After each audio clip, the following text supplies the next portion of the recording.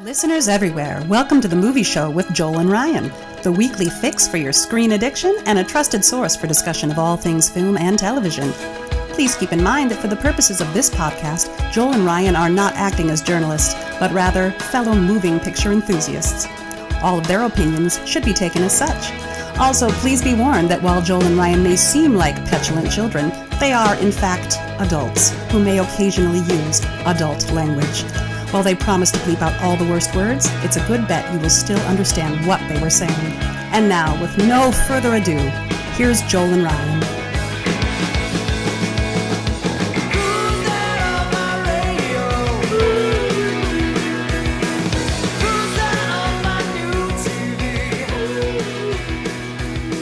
Hello, everybody! Hi, and welcome to the Movie Show with Joel and Ryan. I am Joel. And I'm Ryan. And we're thrilled to have you back.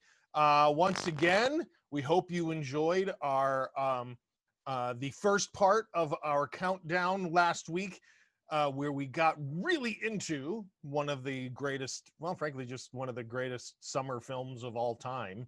Maybe the greatest summer film of all time. It's in the conversation. Yeah. And of course, we're going to continue our amazing discussion of the Jaws movies in our top 5 Jaws countdown with, of course, our friend, Michael Klug. Yeah, he's back. Cannot keep him away. Well, you know, I just have so much going on, and when you ask me, it really takes a lot of time for me to decide if I can, handle the anyway, never mind. It's a relief that you're here, man, because the crappier the horror movies get, the more you're needed, really, to push us along. The man who finds value in all of in the otherwise unvalued, maybe. We'll put it that way. Undervalued. Sure. Nothing's truly unvalued. I agree. Everything has a value. All right. So I once saw a VHS copy of Navy SEALs being sold for $7.99. I would have thought that had no value, but apparently it does. Apparently $7.99, and I think you could make the argument that is too much. I actually don't know that film. I know it's Michael Biehn, right? Is that the only thing that I'm aware of? Is that correct? Charlie Sheen and Joanne Whaley and Rick Rossovich and Bill Paxton. They all play Navy SEALs except Joanne Whaley. She plays an Israeli intelligence agent or something. Well, it sounds delightful. I remember the cover art. It's terrible. It's a Louis Teague film. Yeah, it's not good. It's not good. It does have. It literally has a scene. I swear, like they're Luke Perry and Jason Priestley. It has a scene where Charlie Sheen says, "What do you want from me, man?" And the very next line is Michael Biehn saying, "You still don't get it, do you?" Oh wow. That's in Navy SEALs, and I mean that just tells you everything you need to know. Unironically, it is in. One of these days, I'll have to recount the Louis Teague story between Ryan and I. That I don't even know if you remember that, but it's a pretty. I remember it well, but I just don't. I'm not sure anyone else will find it funny. Well, that's the thing. Those terrible punchlines, like, "Oh, that was great, thank you." It was super funny. Anyway. Michael, of course, is joining us from his lovely palatial estate in Los Angeles, where, if you go to the beach in California right now, you may encounter great white sharks. It's true. Yeah, up in Palm Beach. Look at you can swim as the fins go by. So it's extra perfect that Michael is here joining us. Before we jump into our continuing discussion of Jaws, it's breaking news right now. By the time you're listening to this, it will be a few days old. But Kathleen Kennedy from Lucasfilm stepping down from one of the most powerful positions in cinema. What do you guys have? What are you guys' thoughts on that? I don't have issues with the latest trilogy. I mean, my last viewing of Last Jedi wasn't as wonderful, but I actually like Force Awakens and Last Jedi. I'm sorry, no, not Last Jedi. Rise of Skywalker. My brain just farted there. But I don't really have any issue because I know there was also something going around that they're gonna get rid of those last three. Like that's just not gonna be canon anymore. And I'm like, whatever. Everything's an issue now, so that's why she's. Yeah, the nerds rule. They hate her. They think it's her fault that there's too many women starring in these, and they think it's, she's not a very strong creative force behind any of this. She's a producer, kind of, assistant production person turned producer turned super producer turned mogul. Mm-hmm. She's not a director writer of any kind. She's just, which is something people have to think about when people are fantasizing about all these people who they know that are going to replace her, but it'll probably be somebody you haven't heard of with credits as long as your arm, because to run everything and to hire everybody and to deal with the budget and deal with all that stuff. I mean, a person who's in charge of these multi-million-dollar franchises, it's a special kind of person. And it's not typically the kind of person who cares what color the trim on the stormtrooper helmets are, or, stuff like that. It's all left to creative people. So you need to understand what she is, first of all. Yeah, people who think that the producer is that a producer is sitting there going, well, it has to fit into our larger, No, I mean, the job of a producer is to facilitate the vision of the director. Well, and there's different kinds of producers. There's on-set producers, and there's producers who've never seen a set, and they're all do different things for each given production. She's in charge of a studio, though. That's So she's in charge of hiring people. She was in charge of hiring Rian Johnson, but who everybody hates. But Rian Johnson never made a bad movie, and other than his Star Wars movies, still hasn't made a bad movie.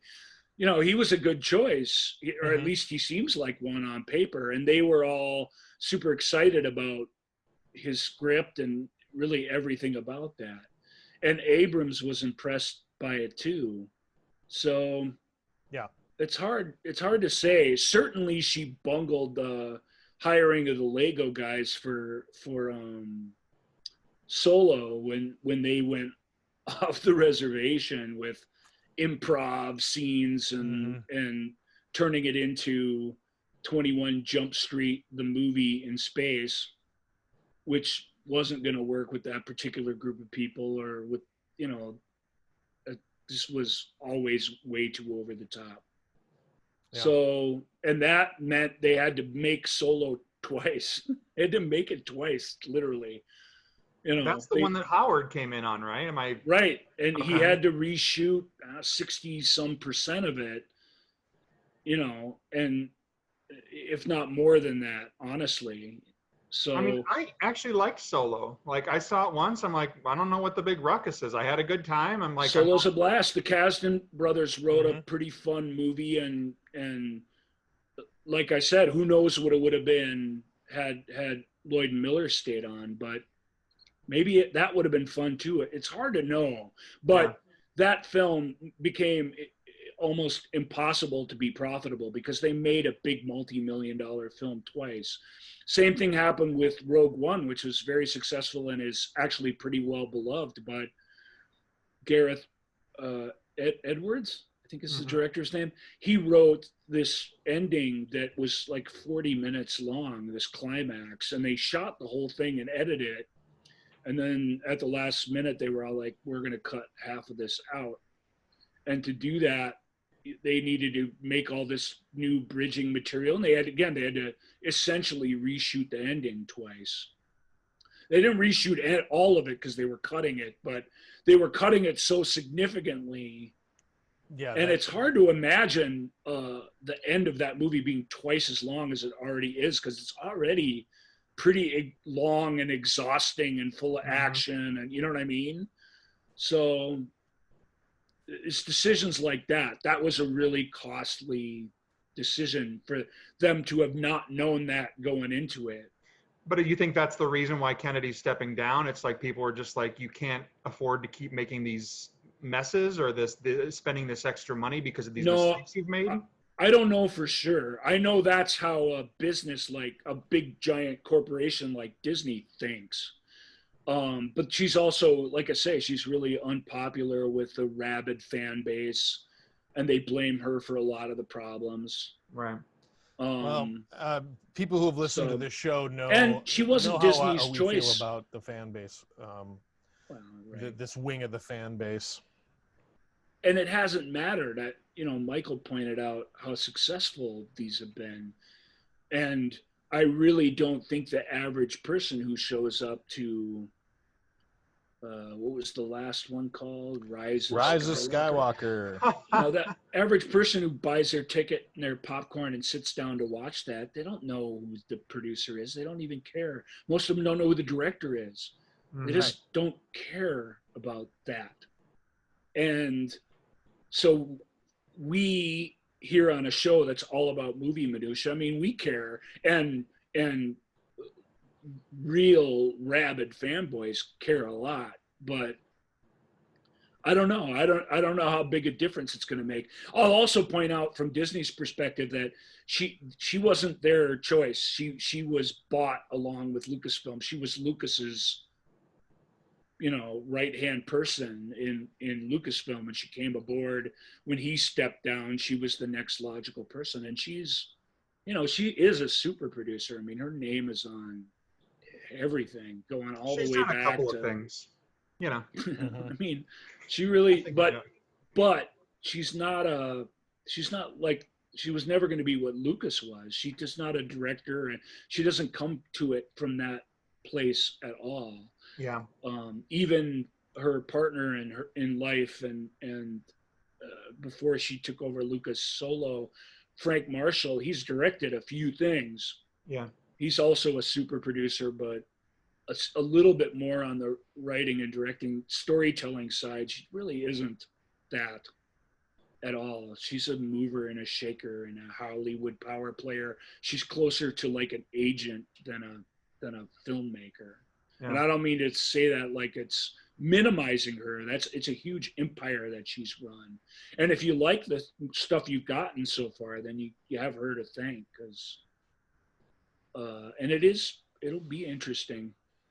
A lot of people are speculating, but Joel had an interesting theory of who might replace her, but his would surprise me. But it's more the right line of thinking than this guy who directed this that I love, or this. Writers and directors want to write and direct. They don't want to be sitting in an office schmoozing all day long and raising money and doing any of that junk. So it's going to be some other type of person for sure. Yeah. Stay tuned. Yeah, stay tuned. There'll be, I'm sure, as fans of Star Wars have not heard the end of this. This will be, and if you're going to make a change and a creative change, or even a non-creative change to your business, kind of now is the time to do it when everything is at a standstill and there are very few moving parts going on. So, but Star Wars, all of the properties she's overseen sans one were massively successful. Mm-hmm. Yeah. So it and it doesn't feel she's stepping down. And I don't know, we'll see what she says about it, but it doesn't feel like this is really her idea. Her contract is up in 2021, and the word is she's not going to renew it. So essentially, she is she is stepping down.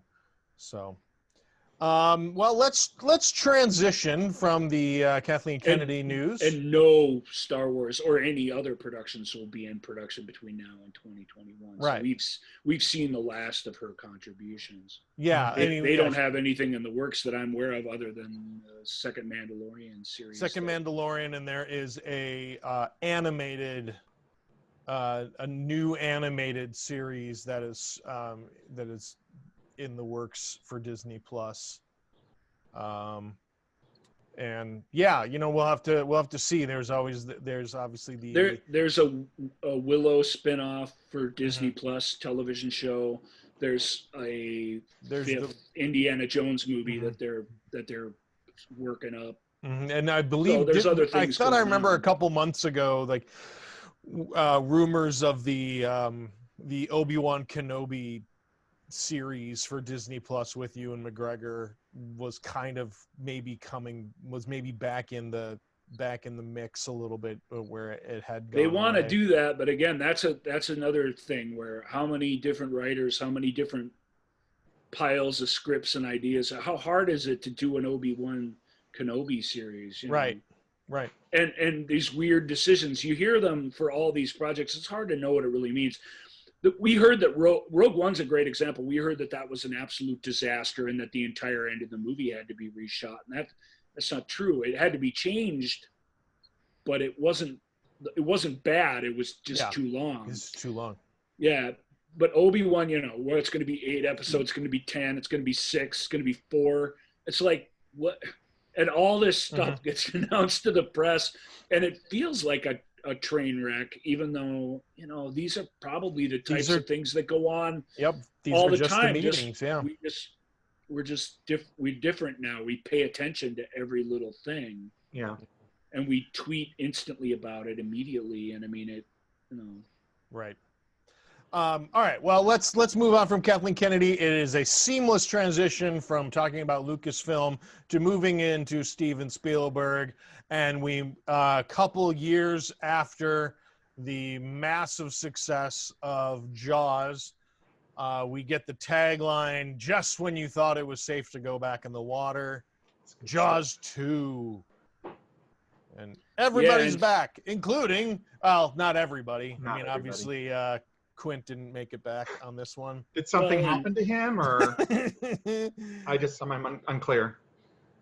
And Hooper's not back. And Hooper did not come back. And Brody almost wasn't back. Roy Scheider did have nothing to do with a Jaws sequel. We've talked about this back in our Vietnam movies episode. I don't remember when that was. Way back in season 1.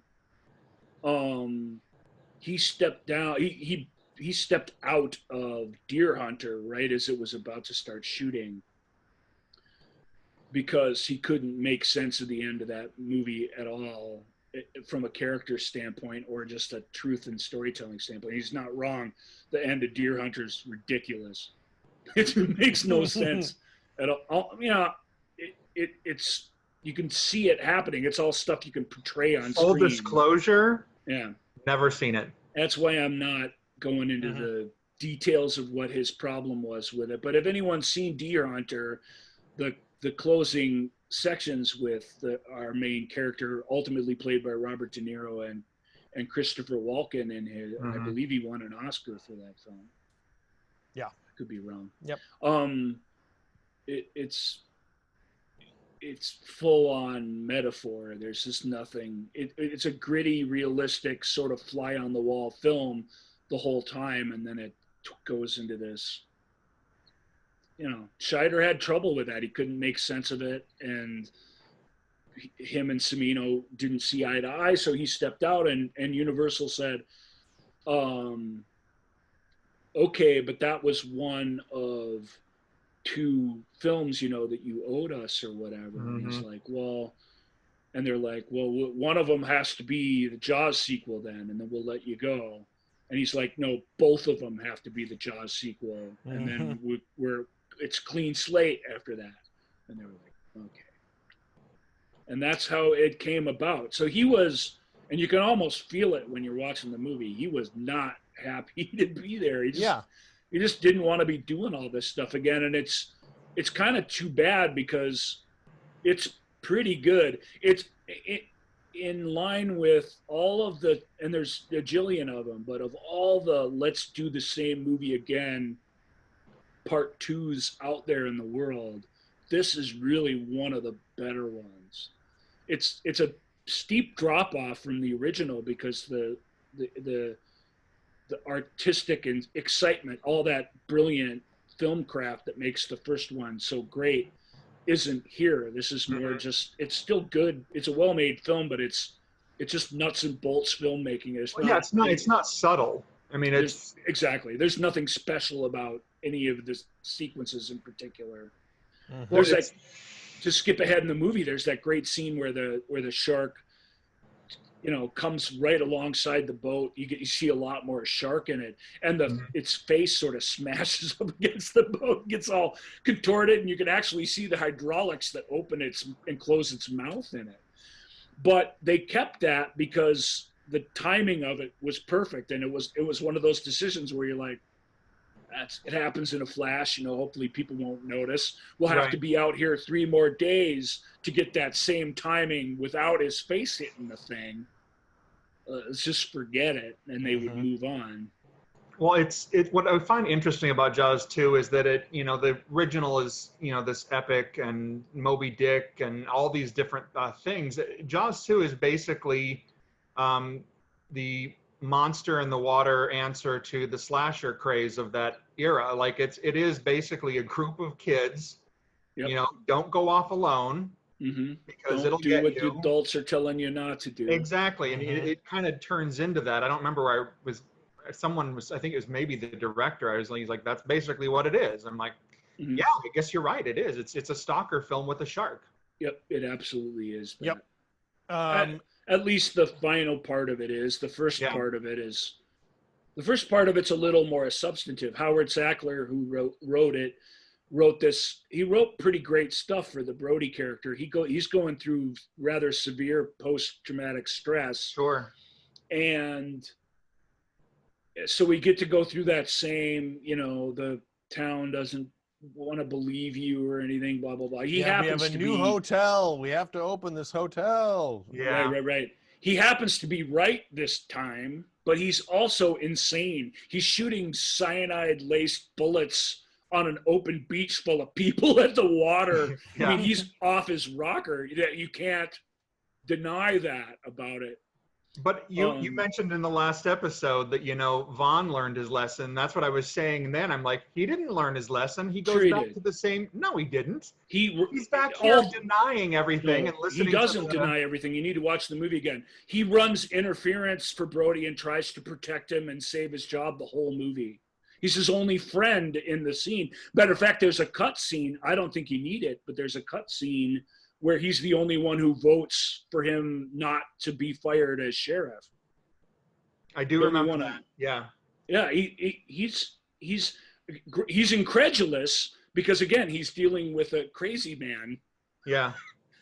And he doesn't necessarily believe him, but he absolutely maybe, am I wrong? Has it been that long? But he's the one, he takes the picture of the shark eye from the divers in the beginning of the film. Isn't Vaughn the first one he sees, and Vaughn doesn't respond? Am I missing that? He doesn't respond. He's trying to humor him. He's trying to be good to this person who was good to him. He's still Mayor Vaughn. The heavy in the town council scenes are the hotel owner guy that Brody's wife is working for. Yeah.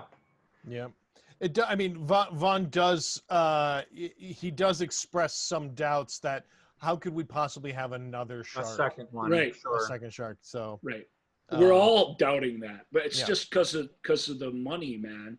Because the first shark made a lot of money, but they can't say that in the movie. But it's all ridiculous, I mean, the first one's ridiculous, but you've never seen it before, so it's cool when you do. It's a let's do it again sequel. It really is. Everything about it is the same. It runs through all the same beats. A lot of the same character conflicts are there. They did throw a bunch of teenagers at the shark this time that they spend a pretty decent amount of time letting you get to know. So that's a little different. And most of them make it to the end. Spoiler alert for Jaws 2.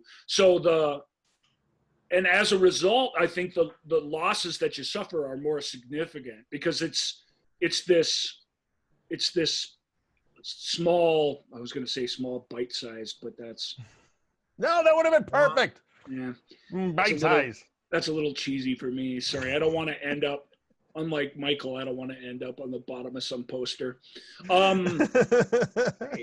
they're going to have a hard time now. I got to do my pun, but I got to do it all out of context, so they can't quote me directly, as if they were going to do that.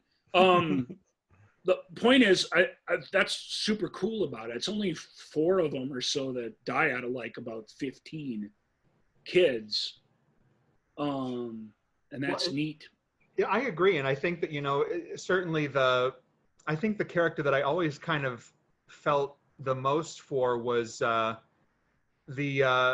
woman in the young woman in the sailor outfit that little Sean is with, and she gets it, doesn't she? She doesn't make it.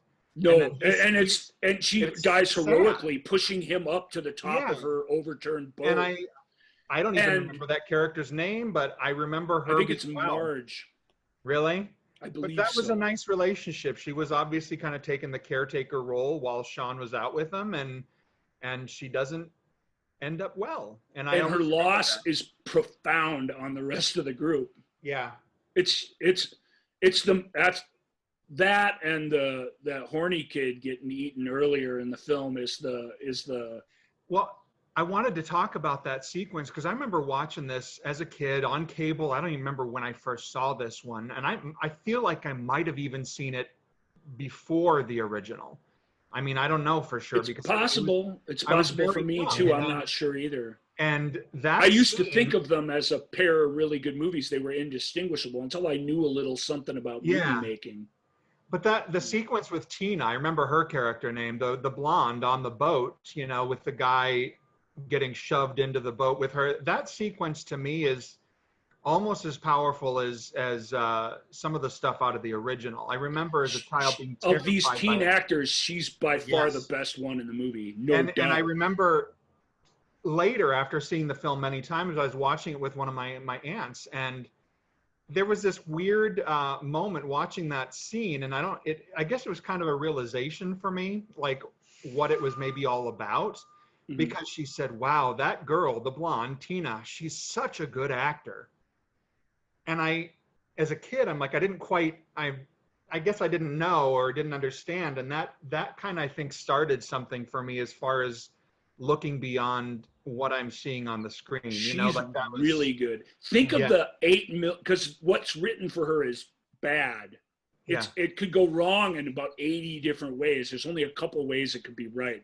She has this horrific sort of delayed reaction horror thing.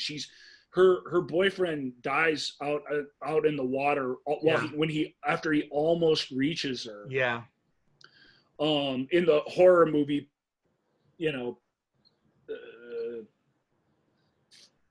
thing that it's talking is, this is the couple who they're having sex like all the time, and they get separated from the rest of the group so they can get it on in his little yacht that he has, which he's named after her. Tina's Joy, I think, is the name. You're right. And they're cute and funny. They're really funny. I mean, he's not a jerk. He's just a stupid teenager. Yeah. But she's something else. She's a little cleverer. She's got other interests. She's Miss Amity Island, so she's gorgeous. Yeah. But she's just a really good actor. She brings a lot of humanity to this person. I remember being very, very taken by the fact when, Brody and Ellen and everyone go out on the boat to go after the kids, and they find her in there. It's her moment where they pull her out of the little area under the boat. An hour or change after this has happened, and she's in complete shock. She's frozen. Her reaction, and she's a shark. Even as a kid, I'm like, wow, that's just not cool. It's she's good. It's great, really good. And that sort of thing, screaming shark, after you've seen the shark, that could be bad in so many ways. I just can't tell you how many ways it could be bad. And she just totally pulls it off. It's one of the best moments in the movie, if not the best moment. Let's give her some love. Ann Dusenberry. And yay! No, that's not Ann Dusenberry. Right? Tina? Tina is Ann Dusenberry, yeah. Really? Yeah. Well, if that's her, I commend her. She's really good. Mm-hmm. And then we never see her again. Oh, yeah, she is great. I was getting her mixed up with what's-her-face from Angel. Well, I mean, I think what's good about 2 also is that the Who went on to do other movies and is one of the worst actors in this movie, Donna Who? Rose. No offense to her. oh, well, Keith Gordon's got a nice little role in here. He's one of the nerdy guys. Keith had to make his role for himself, basically. They wrote that scene where him and his friend are talking at the opening of the Holiday Inn or whatever, and they're just talking about girls and how they're both struggling and everything. All the rest of his stuff, his reading Hemingway and his pretending to be an old salty, all that stuff is improvised by him. That's awesome. Yeah, it was his first movie. It was Really? Stuart, and Wow. he went on to be a notable actor, but his career really has been behind the camera. He's directed several films that are all really interesting and written them. And he directs pretty much these days. He directs prestige television episodes. Yeah. He's a really talented guy. And Jana Zwerk, who was brought on last minute to direct Jaws 2, he took the place of the dude who directed The Blind Side. I can't remember that guy's name. I just was looking at it. It is John D. Hancock. Yeah, John D. Hancock, Yeah. who was handpicked by Sackler. Yeah. Howard Well, Sackler. Hancock's not a bad director, but he was out of his depth with Jaws 2 because it was a big technical production and he just didn't know what he was doing. Schwartz wasn't known as a technical director either. I don't know how he got involved, but he was better. There was much better there was a documentary. I feel like I watched it recently because now that we're discussing this, I'm like, wait, I remember reading or hearing about all this. It was like an hour long on the making of Jaws 2, and it was on some movie channel or something. And I remember sitting down, oh, this will be good. Because I'm like remembering all you're just bringing this up. I'm like, oh yeah, there was all these changes and everything. Yeah. Well, Jeannot was a guy who would pay attention to the actors and the characters, although he and Roy Scheider didn't get along.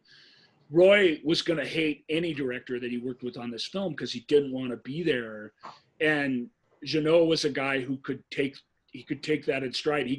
For months, he could direct a guy he was at loggerheads with about every little thing. And then even after the movie opened, he would still be polite about it. And he still is to this day. Mm-hmm. Well, I sympathize with what Roy was going through, blah, blah, blah, all this stuff. Yeah. Well, what I like about this is that, they didn't completely negate what had happened prior. Obviously the fact that, he takes it to Vaughn, whatever, but I love the fact that, can we call Hooper back?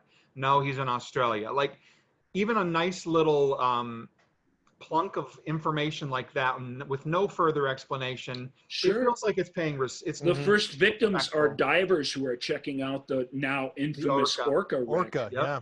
Which I loved that little bit as a way to tie it back into the first.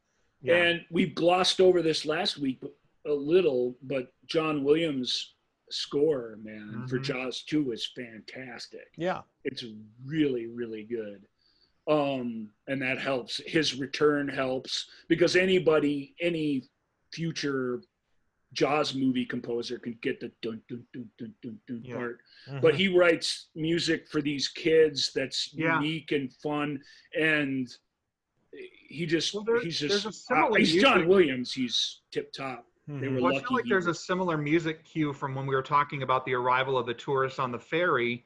Once the kids actually start their day on the boats, it feels like it's a similar kind of. It is. I could hum it too, but right? Because it's the same beat in the film. It's called the catamaran theme, is what it's called. The catamaran theme. Quickly, going back. It's awesome. It's one of his best ever cues. It's really, really great stuff. Real quick, going back to John D. Hancock. Apparently, the story is that it's John Lee, right? John Lee Hancock, not John. I have it as John D. Hancock. I don't think that's right. Unless it's. I was just wrong about Ann Dusenberry, so maybe I'm wrong about this, but I don't see how. Yeah, I have it as John D. Again, I'm just looking at the internet. The internet. Who would think that the internet could possibly be wrong?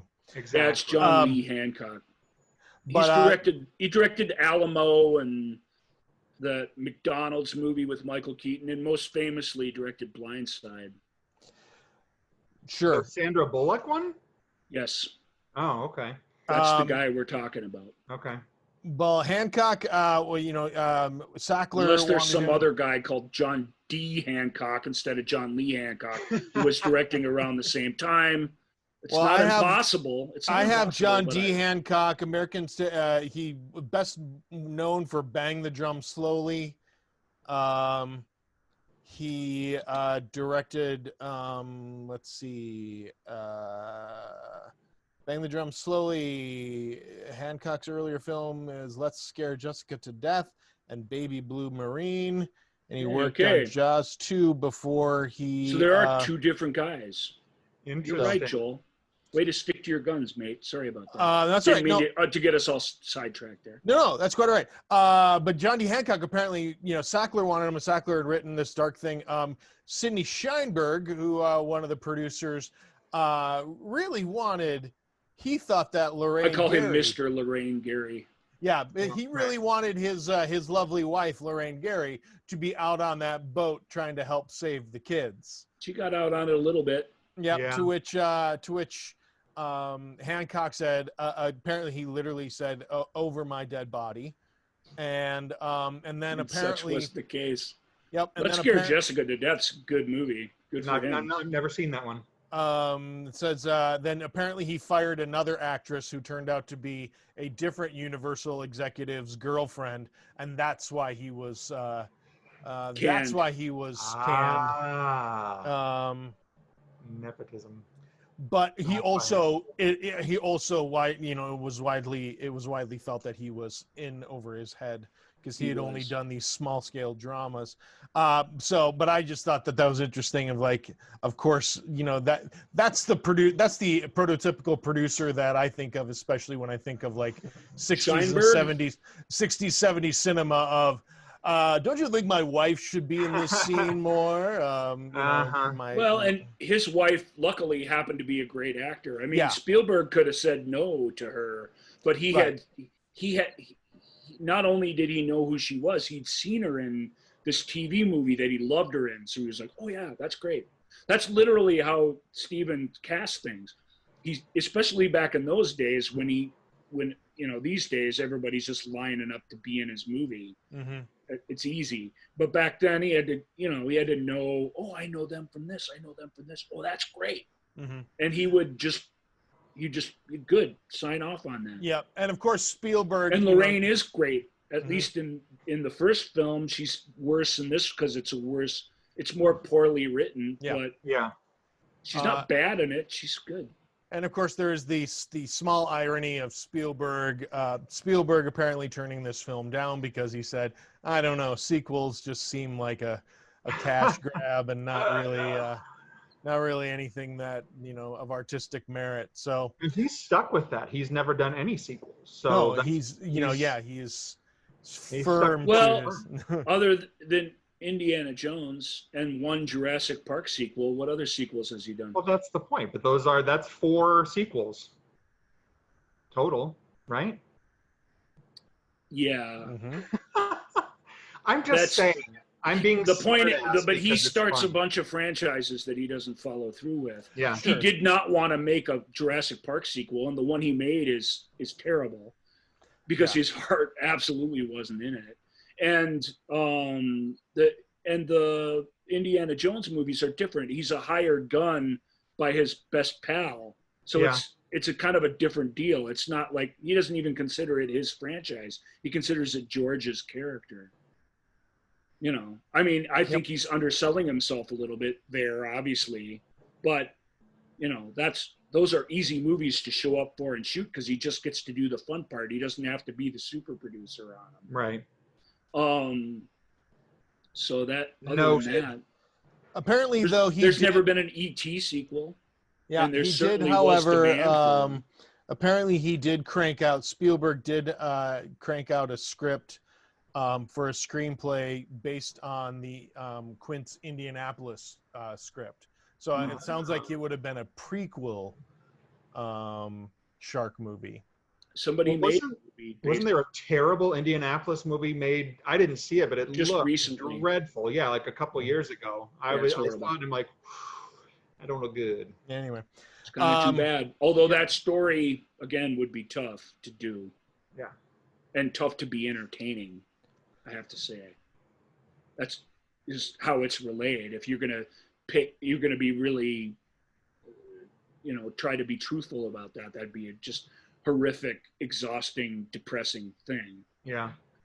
I don't remember the math. I should, but it's numbers, so I forgot it. But he breaks down the math, the hard, cold math at the end of his speech. Yep. How many went into the water and how many came out, and it's 370 something. Yeah. Anyway, that's not. three. Well, there's no novelty deaths there. It's just people repeatedly getting eaten alive for 3 days. That's not fun. That's not fun. well, first, no, it's But it's not fun. And the more you try and make it something else, the more it's not what it is. You just gotta hire the right comics to do punch up on it, to have quippy little jokes every time someone. If only Carrie Fisher was still around to doctor it, and then I shouldn't have gone off on Steven and his. I think that was just his polite way of saying, "I'm not doing this again." Sure. Ever. Yeah. And then, of course, then he he decided to put his efforts into Close Encounters. A worthy detour. Indeed. Absolutely. All right. So, anything else that we want to? Let's go back to the actual movie itself. Yeah. I wanted to point out my other bit of marine biology and training child knowledge for this particular film, which I thought was interesting and realistic, was that I can't remember, one of the blonde girls, and when she's swimming to Junction, what's the place when they're right at the end? Cable Junction. Cable Junction. And she's swimming and the shark grazes by her and she gets scraped because the shark's skin is like sandpaper in the opposite direction. And I remember as a child, I was like, that's interesting. And I think I don't remember that character's name, but she doesn't do much in the movie. She's the one who says the prayer, though. Right as they're approaching. It's the same character. I always thought that prayer was out there. What a weird thing to put in a movie at that point. But I like it. I like it because it's interesting, Yeah. I dig the prayer. I dig all those kids. I like Gary Spalding, I think is his name, Spradling, the guy with the curly hair, who's also in Dog Day Afternoon. He's great in it. Is that Keith Gordon's buddy? No, Keith Gordon's buddy with the big glasses. Yeah. Gary I don't remember Springer. Gary Springer. He's good. Yeah, he was the best friends with Vaughn's douchebag kid, right? Correct. Okay. Yep, exactly. My kids were on that beach too. And now they're out there in that boat too. Right, they are. Is it? It's not Vaughn's kid's the one who takes Mike back to the Larry. lighthouse, though. Larry. So it's weird that neither of those guys, who we spent a lot of time with, are really there for the last act of the film. Yeah, you're right. It's really all the take them away, and then they say go to the lighthouse and stay there. And I'm ripping on Donna Wilkes because all her flirting and talking tough is all stupid, but her having a panic attack and being completely non-functional at the end of the movie is actually pretty convincing. So I shouldn't be too hard on. Yeah. Do you know what line of dialogue? I don't know why this has stuck with me all these years, but I think when Donna Wilkes' character first shows up on the dock, and the boys are talking and they say, "Oh, she has a body like a sparrow." And that line of dialogue is always, I don't know why that is stuck with me. Maybe I thought it was. That actor actually says I don't know what his deal is now, but he actually is quoted as saying much later in life, "I wish I'd have never said that line. It's so demeaning," and all this. Well, like he's still hung up on his most memorable jerky teenager line. It's like, dude, that's what teenagers say, Right. I don't know why it stuck with me, but that line of dialogue out of everything in the second film, I'm like, that's the line that I remember. I don't know. All that stuff is good. I like those guys. I felt the horror when Dusenberry's character Tina, when she freaks out after the fact, and when Marge goes from like being completely level-headed and heroic to realizing she's about to die. Yeah. And the reactions of the other kids, it's all And great. grabbing that little rope, trying to get up, and Sean's And useless. when 'cause the he's Amish 10. helicopter pilot comes to save him. Yeah, that we probably should discuss the helicopter because, geez, that's Should we? What's This to is- discuss? yes, because it's The only thing weird about the helicopter pilot is that he has a weird Amish beard. Yes, he's I got was the just chin gonna bring curtain. Why does he have an Amish beard? Was that like a I've thing? always yeah. wondered that too. It's perfectly coiffed and trimmed, and it's just the beard, no stash, no sideburns. It's No, he's got the sideburns. does he?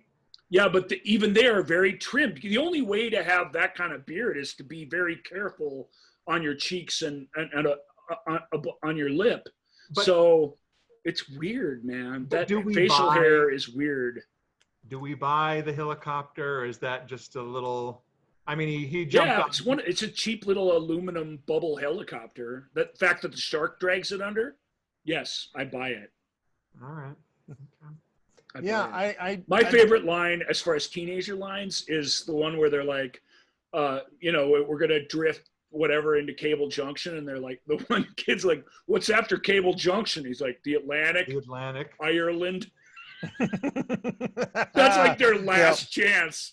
I like the way that's demonstrated in that dialogue. It's very funny. Well, So when they're desperate to get there and they're paddling and they're like, "No, that'll attract the shark," and they like don't know what to do. Yeah. They can't win. It's fun.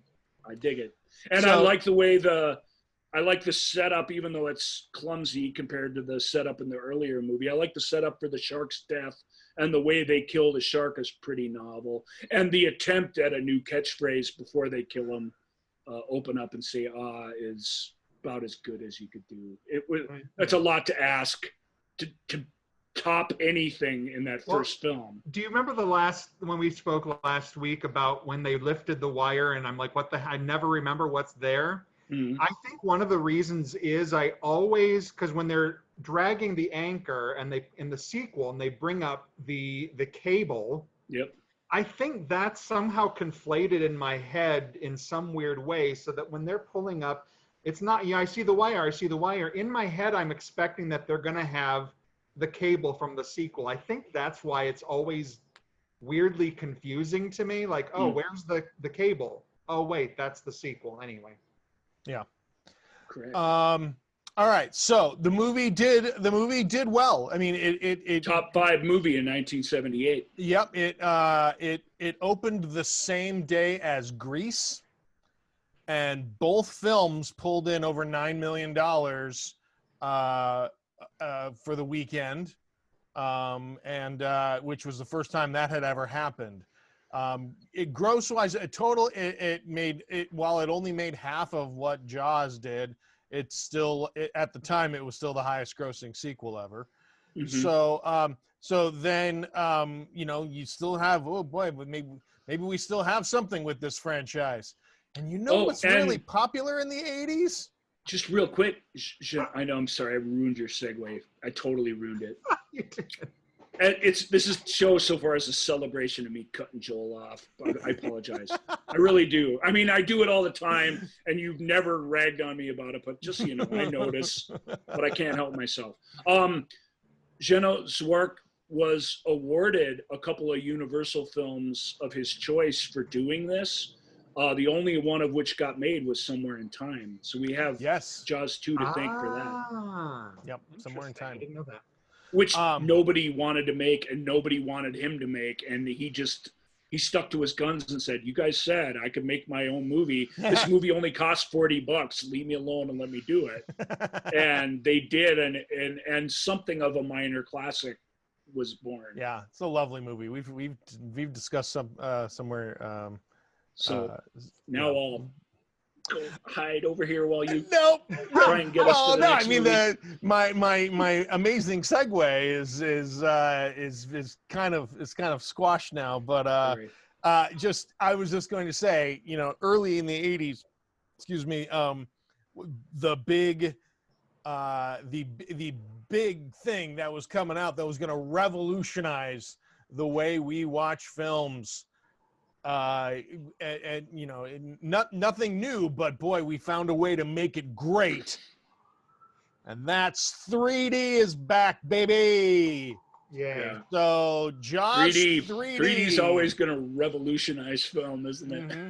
You know, so never been a time, the 50s, the early 70s, the early 80s. Mm-hmm. 3D is stupid. Yeah, and so 3Ds and it ruined the third Jaws movie. It really, certainly, there's a bunch of things about it that are rough going, but the worst thing about it is that every time you're supposed to get some exciting thing to happen, or you're supposed to have a real money shot, you get the whole movie stops so you can get a stupid 3D effect. Yeah. And when you're watching it today, it doesn't kill the movie, because the movie's good, fun B movie trash, but it can't even be that to the best of its ability because of all these stupid 3D effects. Mm-hmm. All of which are it's all that. To me, it so much of it felt like the old SCTV sketches where they would, you know, it was like, I just remember it wasn't Count Floyd, it was some other character, and it was like, oh, would you like something to drink? And it's like they just come right at the can, you know, and it's like, just like the guy with the yo-yo at the beginning of House of Wax. Yeah, it's just stupid. I mean, that's fun. Go back and watch House of Wax. I don't mean to rip on that. That's a fun 3D movie because it's, you know, but this is just too bad. Well, my first experience with Jaws 3, I remember very vividly. I was spending a weekend or a week or something with an aunt and uncle. This is a different aunt from Jaws 2 mentioned, but it had just premiered on HBO. And you know how back in the day, HBO was playing things 40 times a day. Like it was just constant. And I must have watched Jaws 3 in one day 4 or 5 times the first day I saw it. It was on. We just kept watching it over and over and over. I loved it. Of course, now I can see what actual kind of crap it is. But back then, I'm like, this is the SHI. There's a lot to like. Jaws getting himself trapped inside SeaWorld when they have this big grand opening, like under the lagoon exhibit happening, is a super cool idea. It is. They didn't bring back Mark Gruner and any of the sort of not so great actors from the previous film. They got Dennis Quaid and Leah Thompson and Louis Gossett. That British guy is pretty decent. Simon McCorkindale. And his whole arrogant take on the character is fun, and his sequence in the tunnel, which should be dumb, is fun. But and frankly, the way Joe Alves, who was the production designer on the previous 2 films, the way he shoots the water skiing and all that stuff, like it's very dynamic and exciting. And you just get the feeling that a much better movie is there. And I understand, Michael, why you would have enjoyed it, because at that age where you're just assuming it's going to be good. Yeah. And you know what I mean? When I watched it, we rented it. So it was one of those Osseo movie rental afternoons. Mm-hmm. And I didn't want to watch it, but my brother brought it home and we watched it. I thought it was pretty good because it was just bigger and bolder and about something different than what I was expecting. Mm-hmm. The way they upped the stakes was clever. The idea was solid. It's a very, Jurassic Park idea. It should have worked much, much better. It's interesting to me how it varies so completely that you have some actual good acting moments and performances. Bess and Armstrong. You got Gossett over here just chewing the scenery. You know, like I think Gossett just won an Oscar. He knew what kind of movie he was in. Well, it's because I look at the sequences like of Sean and Dennis Quaid's character Mike and Catherine. Bess Armstrong, and like just the moments in the morning after they're all hung over and they're eating bacon. It's a very organic, lovely.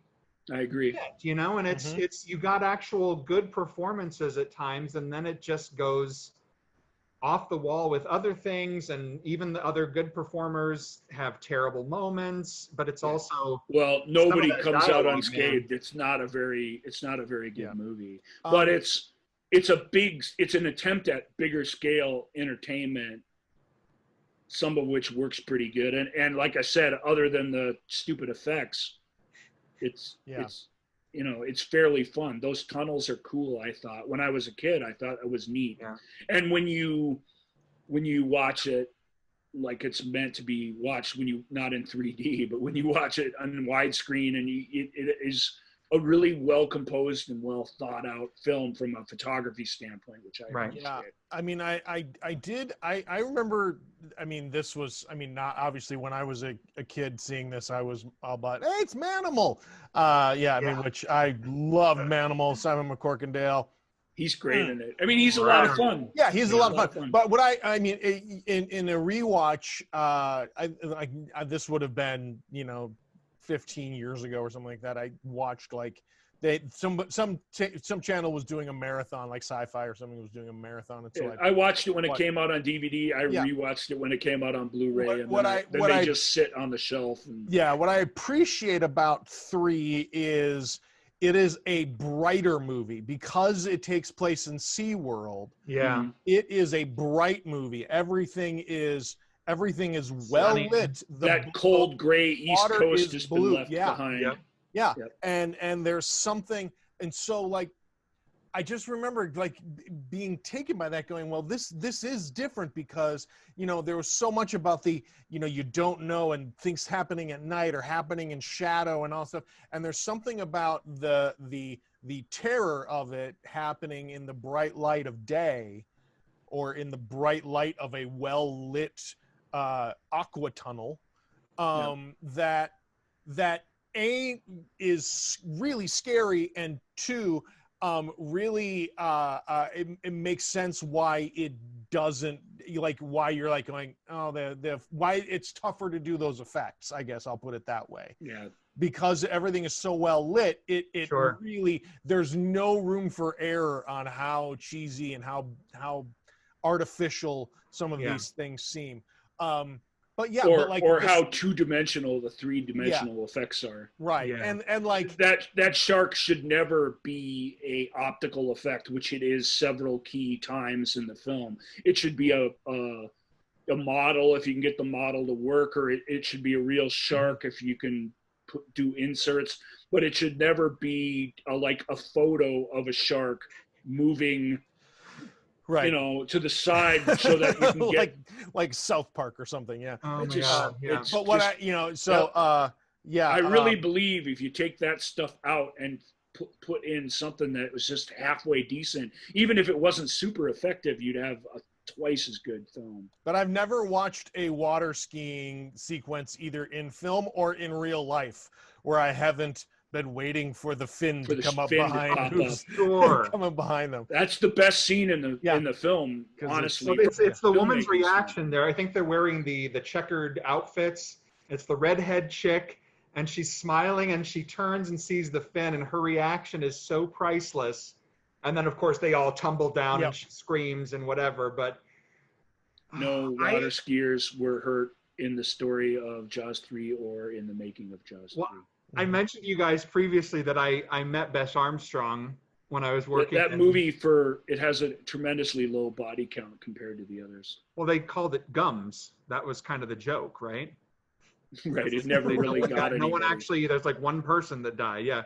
But I met Bess Armstrong to get in the Beverly PG Hills. rating too. Jaws 3 had a lot more on it than the films of the 70s do. Well, the Oberman character, when he floats up in the bubble, that's scary as hell. That thing scared the crap out of me.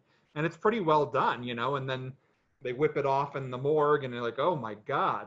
Mm-hmm. But I met Bess Armstrong. I told you guys this, and I didn't bring this up. I desperately wanted to. Because, but I mean, everyone's touchy about these things, and certainly a movie that's beloved for its crappiness, Bess Armstrong's only been in 6 or so memorable things. I mean, why wouldn't she? She should be proud of Jaws 3. She's good in it. Yeah. She's not great in it, but she's not a great actor. She's good in it. That's good enough. It's not easy to be good in Jaws 3. You know, Louis Gossett doesn't pull it off. Yeah. He doesn't. Yeah. And he just won an Oscar. Yeah. He's a pretty good actor, but I think he just was like, all right, this is my time to rule now. I've been this struggling actor. Now I got my Oscar. Now, and the very first thing he does is this big high profile sequel. And he's just working way too hard. You know, I live via movie quotes. That's how I communicate. So it's Jaws 3 is very high on my list. There are lines I quote constantly from this film, and most of them are Gossett's Calvin Bouchard lines, because they're just, you know, what's the now listen nephew, and what's the other one is gonna need some medical attention. I mean, it's so ridiculous. And I'm talking about some, this is the worst one, and then I won't say anymore, is because I draw it out to the end of time, is you talking about some damn fish's mother. So I always say, you talking about some damn fish. Anyway, everything about that is over the top. He's really pretty bad. Yes, but you just quoted the lines, and you weren't awesome acting those lines either, by the way. So well, it's not all Lou's but I was fault. doing an imitation. You were channeling your inner... do the nephew line seriously. Give me a real play of that. Hang on. See if you can do it. Now listen, nephew. I can't. I'm just saying, often a bad performance takes some help from the writing department. All right. I'll give him that. All right. That was great. In Oscar-winning Louis Gossett's defense. Yes. All right. So we get another 5-year break after. Well, wait. I should have cleared my transitions I first. dug this out. I thought it'd be hard to find, and it wasn't. I was telling you guys about this. It's a Movie Line article from, I think, '98. Bad movies we love, and it's about Jaws 3. The article's called "Toothless." But the point, because of course they tear it apart and why it's terrible and why we love it so much. Right. But the thing that my husband and I constantly talk about, because it just makes us laugh, is the way that they have it here. But Quaid and, in quotes, senior biologist Armstrong, that has always just tickled me, because it's like, wouldn't she have, I mean, senior biologist, I mean, it just shows the very low levels they went as far as establishing who these people are. I mean, that is always. And they were surrounded by them while they shot at SeaWorld, which was weird. Mm-hmm. So why didn't they give her, mammal, some sort of specific thing, because she was dealing with the dolphins, all the Cindy and Sandy, Yep. Anyway, I wanted to share that because that just makes me laugh every time I think of it.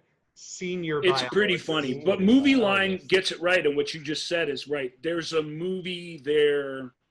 This is where we're going to differ before Joel moves on to the next movie. There's a movie there worth loving, even though it's bad. Whereas I just feel like the next one, that's what it's missing. There's not a movie worth loving there at all, and it is bad. All right. Well, let's go on to the revenge. All right. Although, at least revenge. Yeah, go ahead. Well, I was just going to say, so 5 years later, we revisit the franchise again, and this time it's personal. It's personal. Okay. All right. Yeah. One of the best film taglines of all time, second only to Just When You Thought It Was Safe to Go Back in the Water. Yeah, let's so give all those of these marketing movies people have pretty good tagline work. What was the third's?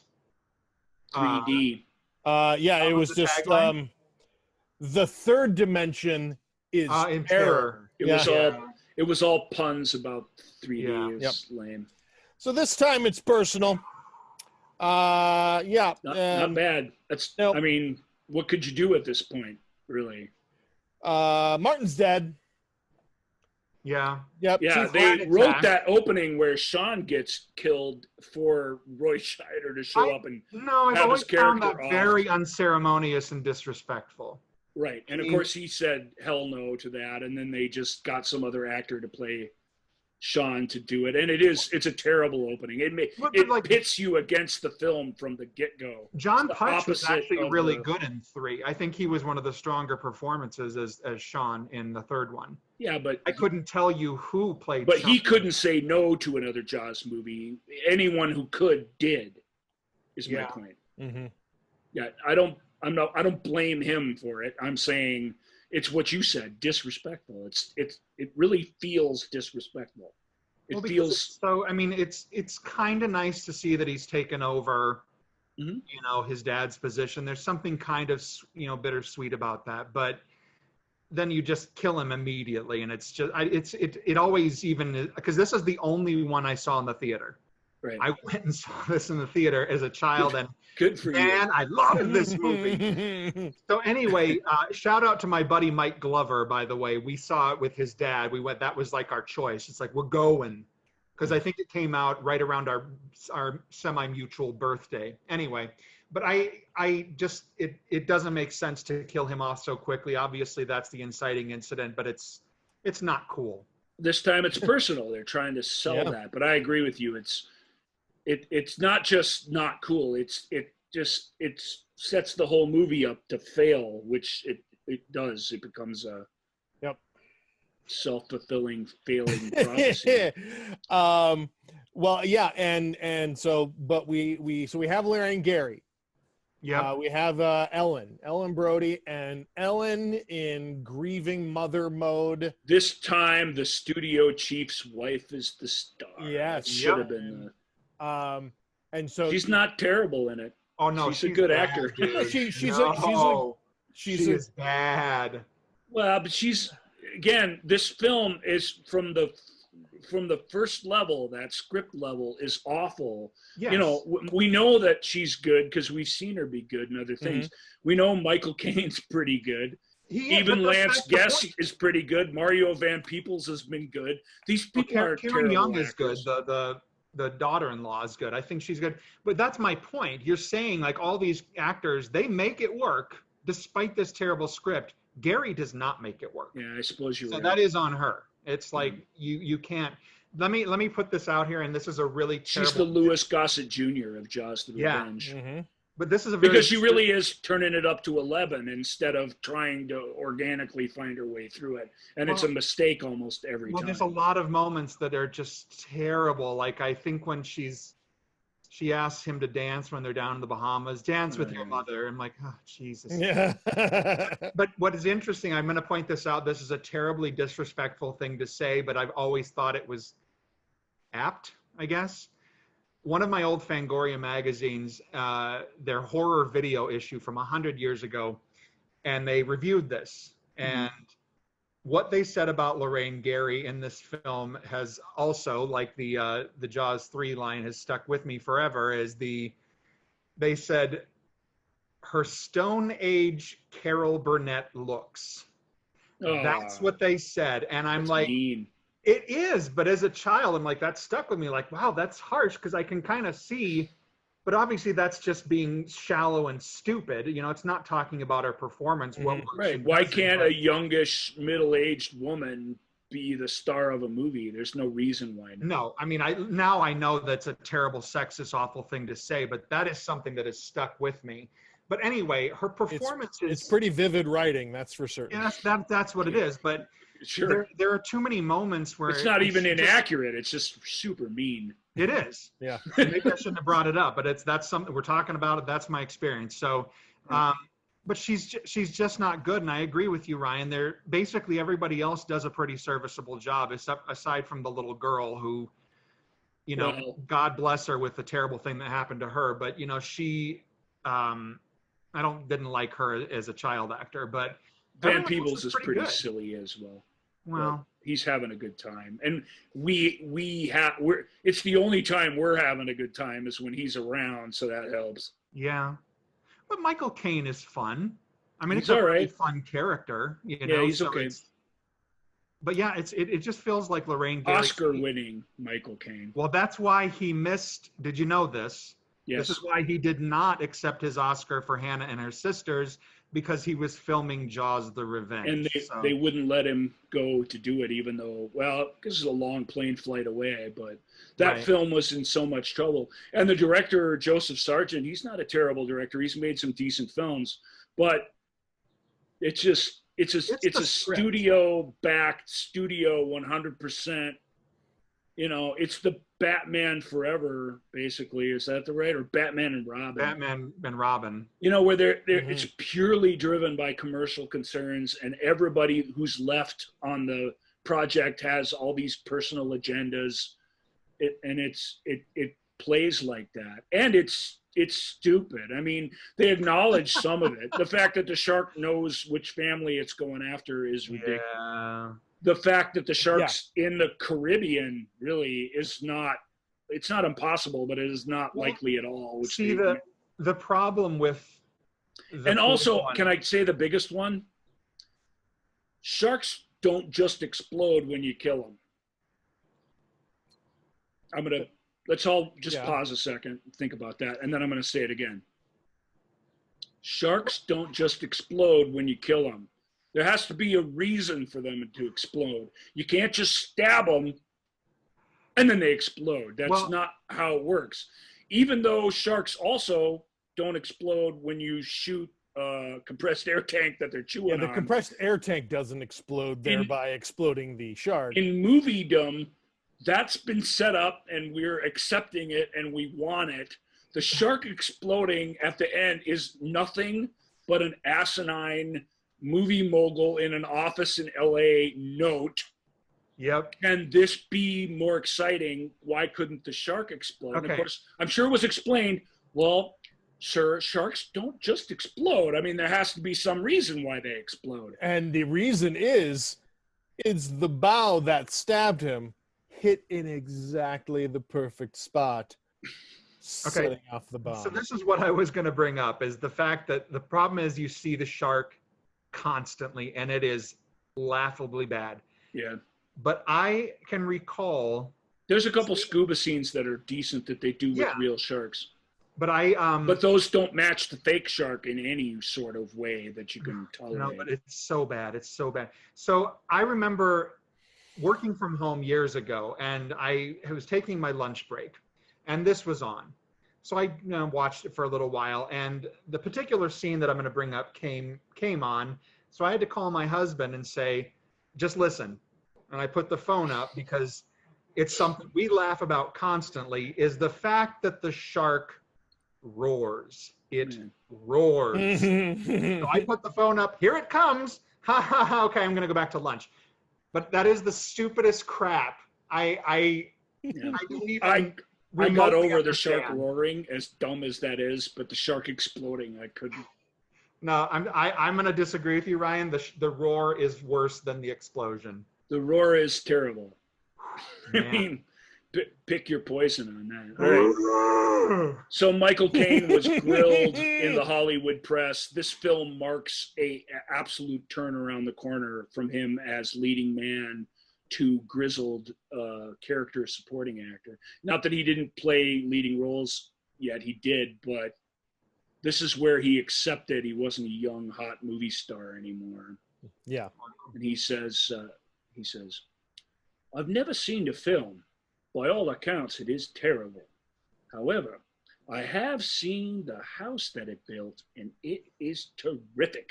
I remember reading.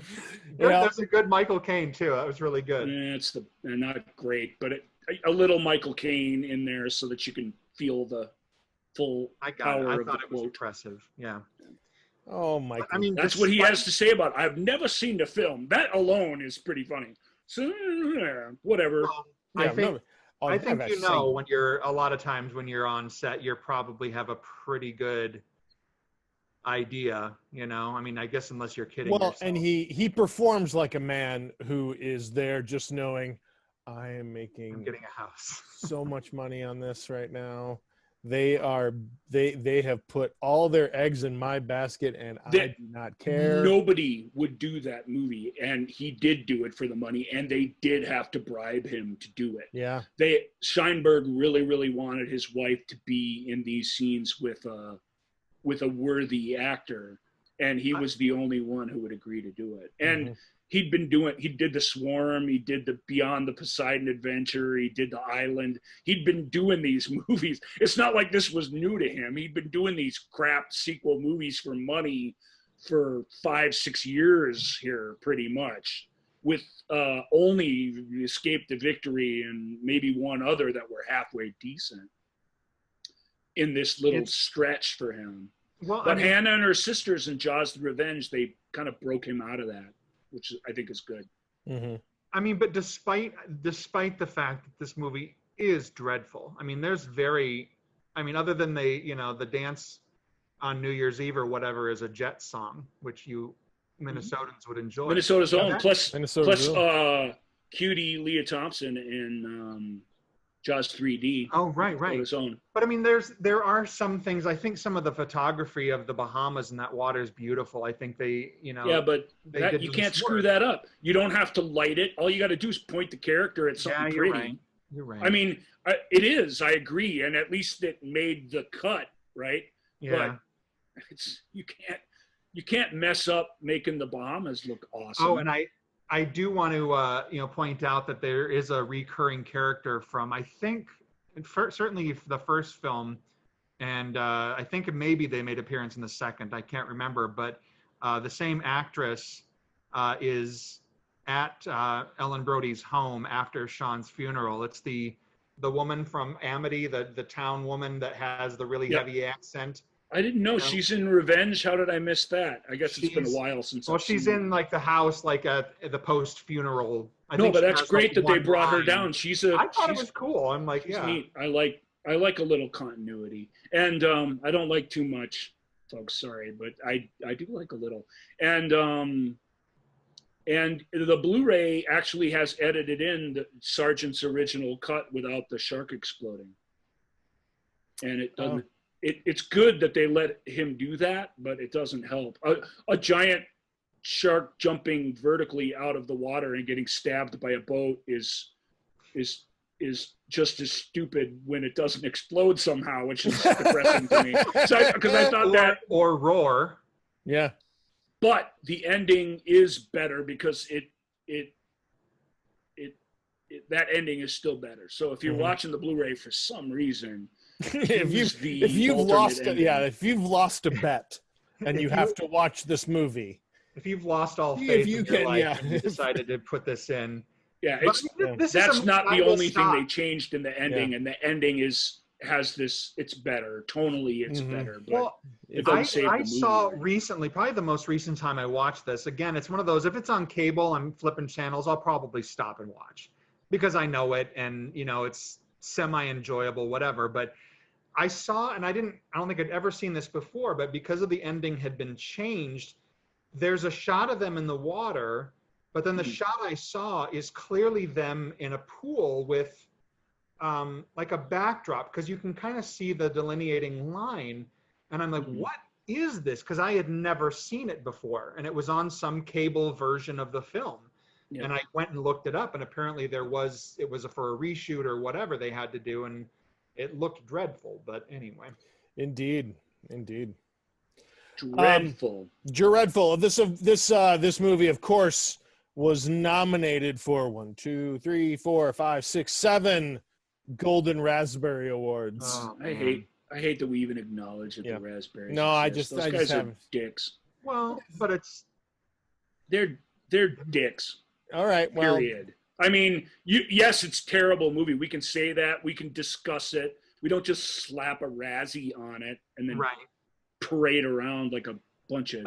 But it is too bad, because I think Guest and Kane and like Karen Young, I think specifically, does a really nice job. There's some good performances in here, and Lance Guest is shirtless for a scene, and that's great.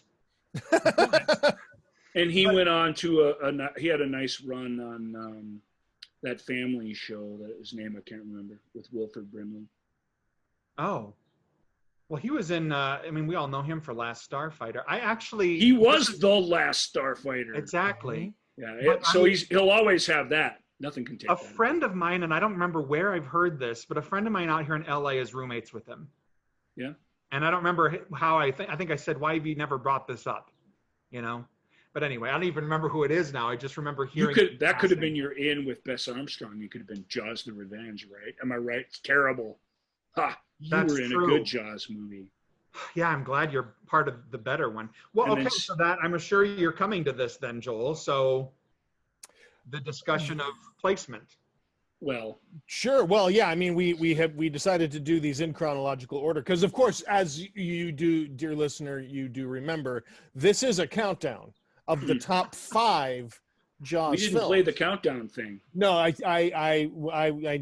skipped it because we were talking about Kathleen Kennedy, and I saw my opening for one of my many smooth transitions. One that I let you Maybe. have, I free think and clear. and the So- one that I got did not. I guess it was all worth it.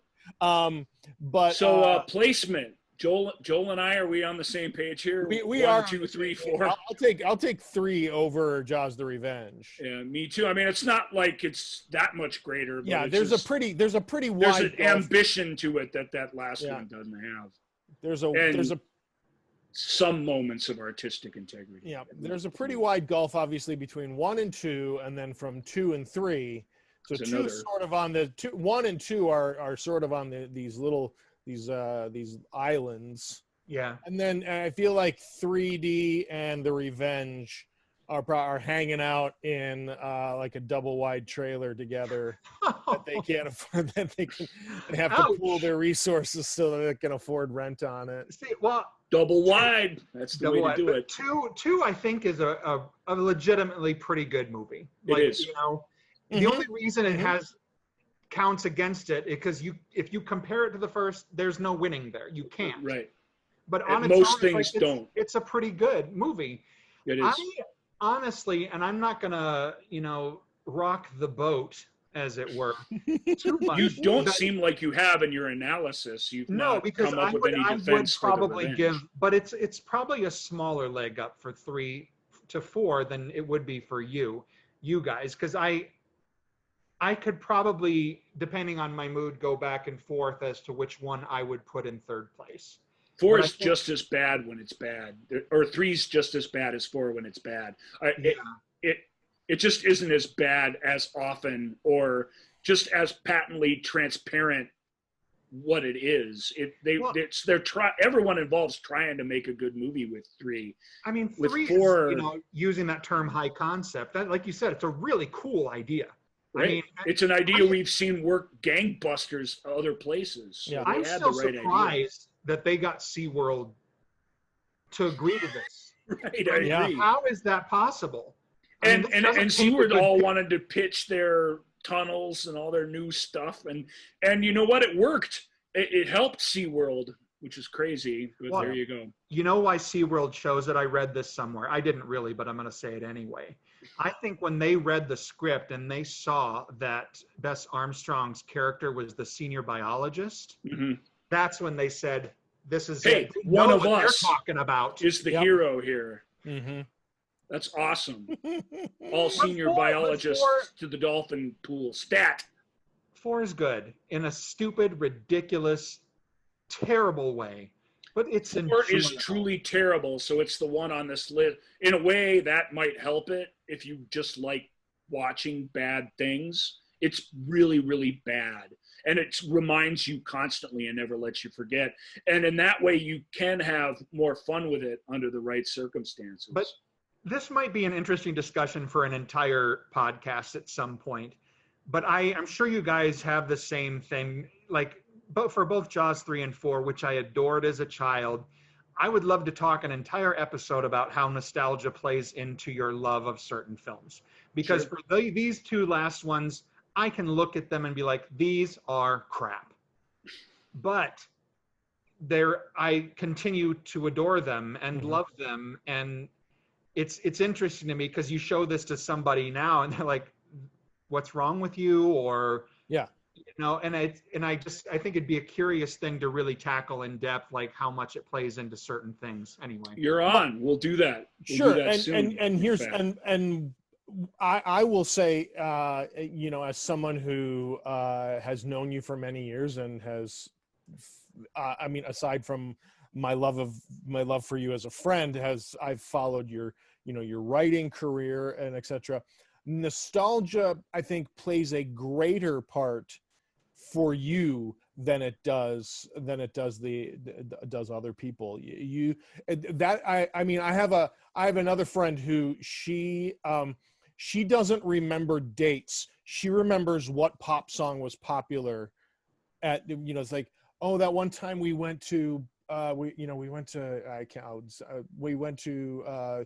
Yellowstone. Oh yeah, that was this was the number one song I remember because I was listening. So I think that's part of how I remember everything that way as well. Sure, yeah, and I think for you, Michael, so much of it is it seems to me, and obviously, please correct me if I'm way off base, but it feels to me like that's kind of how you remember moments in history too. Is that in your own personal history is the timeline is the movies, and then you insert your life moment onto this timeline of movies. My movies are sorted chronologically for that reason.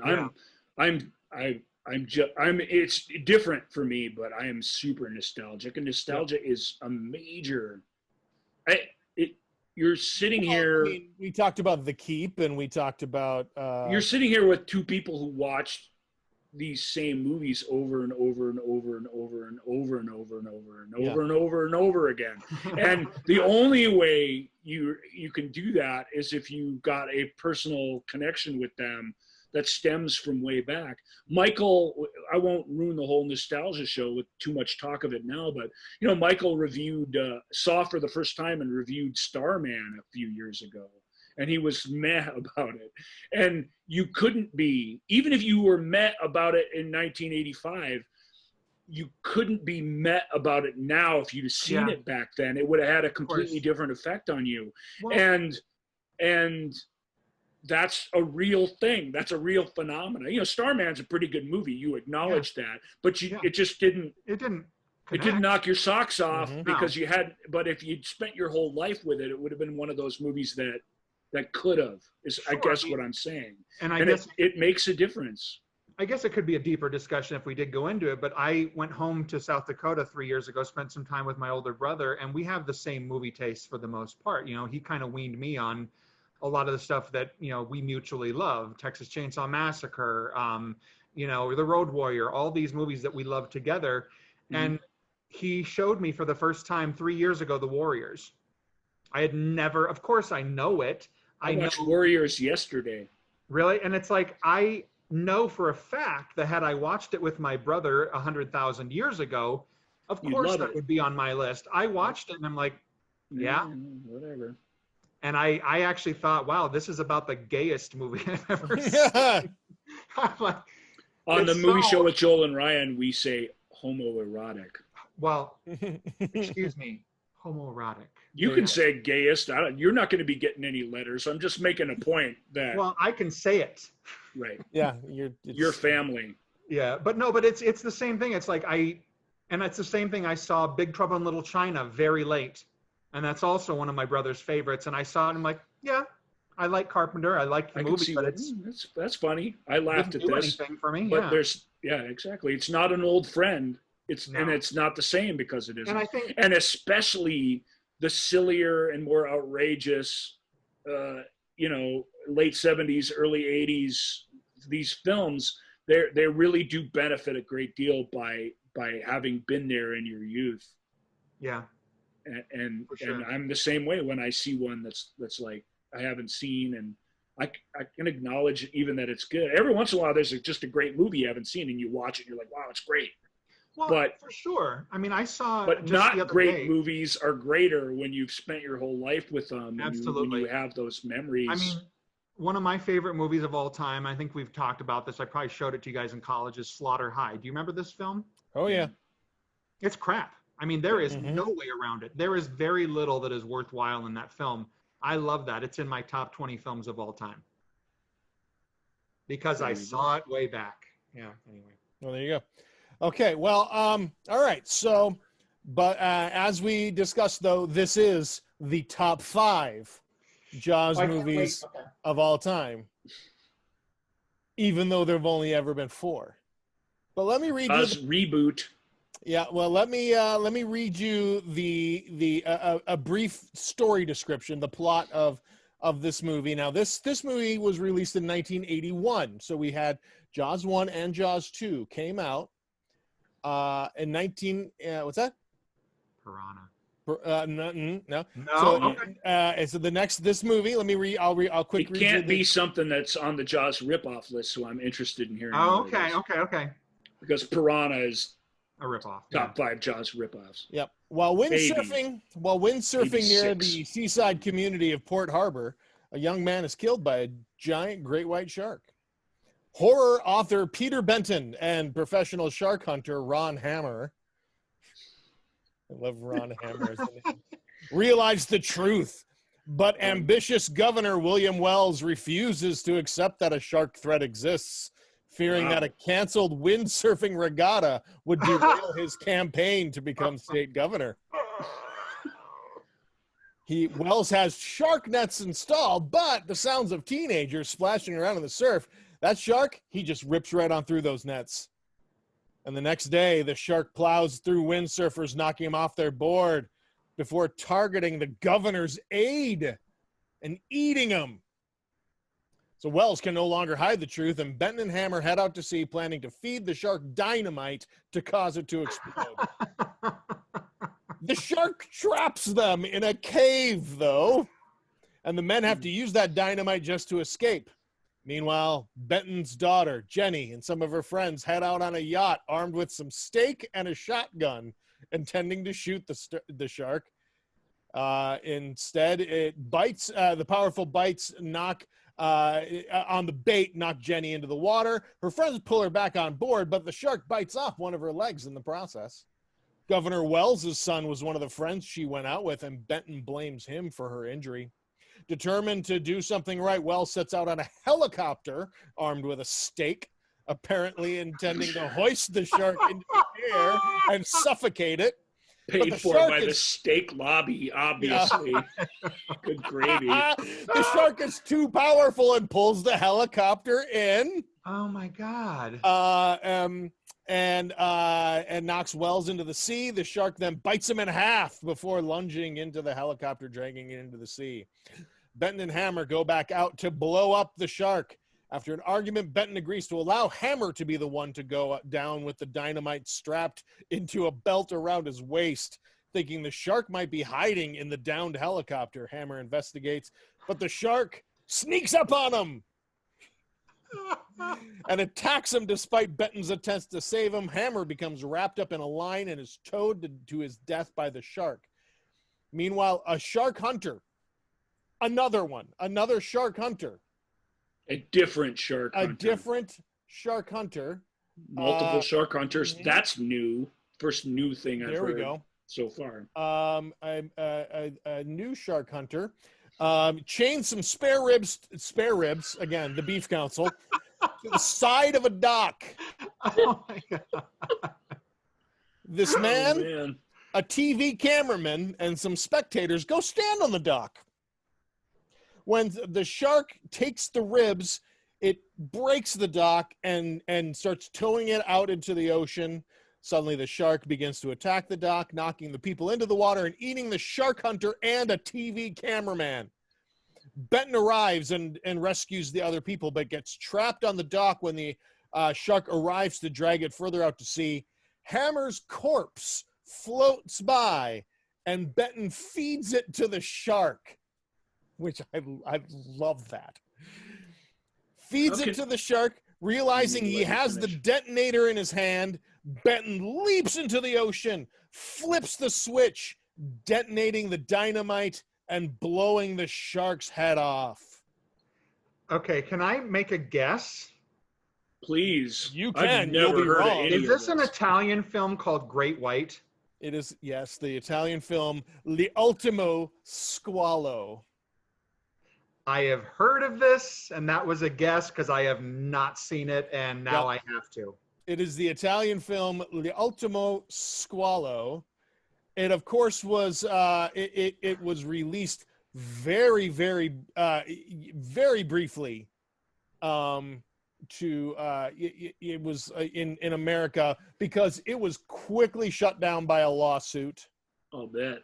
And I was going to say the only people who could have gotten rich off of this film is lawyers, because yeah, I mean that's. But it was pulling from 1 and 2. it was pulling from all over the place. Yeah. Yeah, well, and it was ripping off Orca. It was ripping off the ripoffs. But Wow. it ripped off Jaws and Jaws 2 enough that you totally could have sued the hell out of it. Wow. Enzo Castellari. Probably in this case, the Italians didn't have any money, so they probably just lived with a cease and desist. Yep. Well, I mean, I can picture. Well, they were able to they were able to release it in. Yeah, they were able to release it in Europe and in England, it and was just presumably with an English dub, right? Yeah, and it was just released in England as Shark. Sounds good. Call it what it is. Let's just call it Shark. So I put that intrigued. as number 5 on the top 5 but Jaws films because it's essentially Jaws. I know, but I can't question that. I mean, we already had a discussion about the placement of 3 and 4. What if this might be better than 4? Yeah, this might be better than Jaws: The Revenge. There's no chance that this Italian piece of crap is better than 4. I'm no fan of 4. I didn't like it when it came out. Nostalgia does not save it. Neither does The Last Starfighter or Mario's crazy Jamaican accent. None of it saves it. We don't know if Michaela Pignatelli as Gloria Benton, she might deliver a Lorraine Gary-like performance. Esque performance? Yeah. Wow. Yeah. So that's my little. When I'm reading that, I'm like, I love this film so much, never having seen it. But it's one of those. Can you actually sit down and stomach this? Like, you'd want to watch it to say I've seen it, and the fact that we've now discussed it. Well, it was very entertaining listening to you read the synopsis. Oh, for sure. That does not a good film make. Yeah. I love the idea. They essentially the 3, the feeding of the body, and he's holding the detonator. That's kind of right out of 3. 3. It's like 3 may have stolen that from Ultimo Squalo. Yep. Tit for tat. Yeah. Take that, Ultimo Squalo. Yeah, Manimal's got the thing inside 3. Well, before we finish up or move on, I also have to point out my issues with marine biology in 3, which I didn't get to, is the fact that when sharks swim, it gets their gills, the water and the oxygen over their gills so they can breathe. Yeah. I remember as a child, when it comes into the control room and is just kind of stuck there, not moving, it would start to drown. It doesn't happen all at once, but it would start to drown. Definitely. Exactly. It wouldn't be on top of things, Anyway, and it wouldn't swim backwards. Although I always assumed that it was flushed out more than it swam backwards, so I kind of accepted that. But I didn't think about that holding pattern that it had before they. And the other thing I want to the end of Jaws 3 is unfortunately really it's bad. terrible. But so you remember when they're chasing, the shark is chasing Quaid after he's doing the welding, and they get into the little tunnel and let the water come down and they decompress. Yep. Let's just for a moment recall that one tooth and bit of gum of the shark that gets stuck in the door so they can't close it.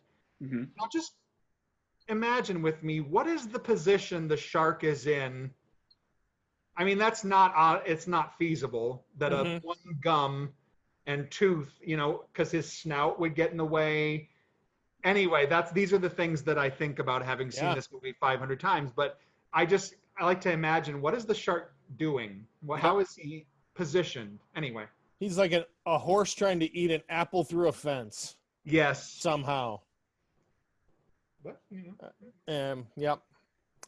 It's strange. Some might say it strains credulity. I have no comment. All right. I'm terribly sorry. How are we on time here? We probably paying attention. Okay. You want to do a question real quick? Or let's do a question for all of us, because this one actually includes Michael. Oh, Cool. I have a question. Who gave you the right to play God? What the hell's going on out here? Why do I bother? What is the point in doing anything? How dare you! What more do you want from me? I have a question. That feels good to hear that again. We haven't had many questions. No, we have not. This one comes from a super fan of the show, friend of the show, Rob Dunkelberger, Former guest host. previous guest, and probably Tied with second most guest host appearances on the movie show with Joel and Ryan of all time. Yep. And so this Who's is number one. I'm looking at you, kid. That's right. So this comes. This is a question back from our first episode with Michael, discussing horror movies and the iconic Horror sequences. sequences. Well, I mean, the horror sequences, and then we did sort of have a discussion about horror films, sort of in general. But Rob is asking, one thing I'm curious about is, what do the three of us think of some of the other, shall we say, postmodern horror films that seem to blend comedy to lesser or greater extents with horror, say like Shaun of the Dead on one end of the spectrum, and Behind the Mask: The Rise of Leslie Vernon on the other end. So Ryan, I like Shaun of the Dead. Okay, Shaun of the Dead was really more of a revival. It certainly is comedic, but it's actually scary. It's a horror movie. Horror comedies that forget to be scary are just cruel, boring, and stupid. You have to be scary. Even Kevin Williamson, when he delivered his script for Scream, really wanting Wes Craven to read it and like it, Wes said, well, I mean, I get what you're doing. It's funny, but it's not scary. And he's like, well, I didn't think an actual horror movie would be like, that's not in right now. And it really wasn't in the early 90s and late 80s.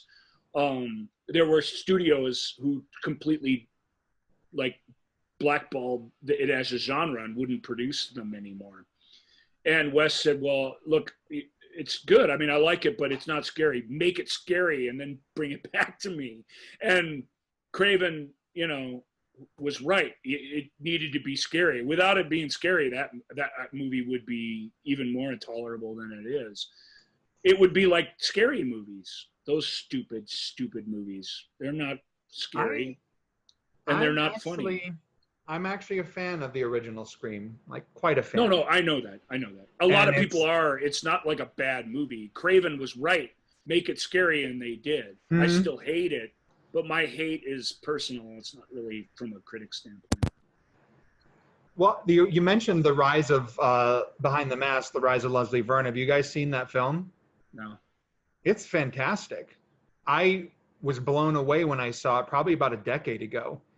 And I think it did what I feel Scream succeeded in kind of intermingling everything, and obviously making it very meta, and it was still quite frightening. It was very funny, very insightful, and I think, like you mentioned, Shaun of the Dead, when you can do it right, I think it's a glorious, wonderful thing, because most people don't get it.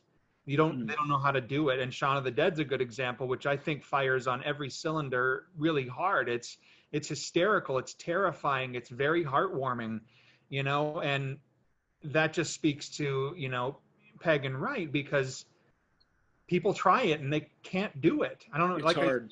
We talked about how many movies I reviewed, and it's like people that try to do these horror comedies, you did good with the horror, but you weren't funny. It's hard. It's hard You to really like that, what's his face movie? Sorry, the horror engineering movie where it's these crews who set up these horror scenarios or whatever. I'm sort of spoiling it by even saying that, but it's like a Joss Whedon, Goddard. Oh, Cabin in the Woods. Cabin in the Woods. Oh, Cabin in the Woods. Yeah, that one. I think Cabin in the Woods is terrible. So I have a different line. I have like a different threshold where I really am very critical of these. But I'll name a couple that I like if it helps. Michael, you reviewed this, or maybe you did. correct me if I'm wrong, but is it Final Girl? The one with The one where they get trapped in a horror movie and she gets to visit her mom, who was Final a Girl. slasher movie. It's plural. Yeah. Final Girls. Oh, of course, because it's the Final Girl and the one interloping into the thing. Yeah. That's a really good horror I agree. comedy that has a lot going for it. And then another classic is, I think, that's very meta, Slither. Just pretty fun. I saw that in the theater and I did not like it. That's the last time I saw it. And I haven't revisited it. Great cast. I don't revisit a lot of things I don't like either, but yeah, Slither's pretty clever. Although I liked it the more I thought about it rather than enjoyed it while it was happening. I have to admit.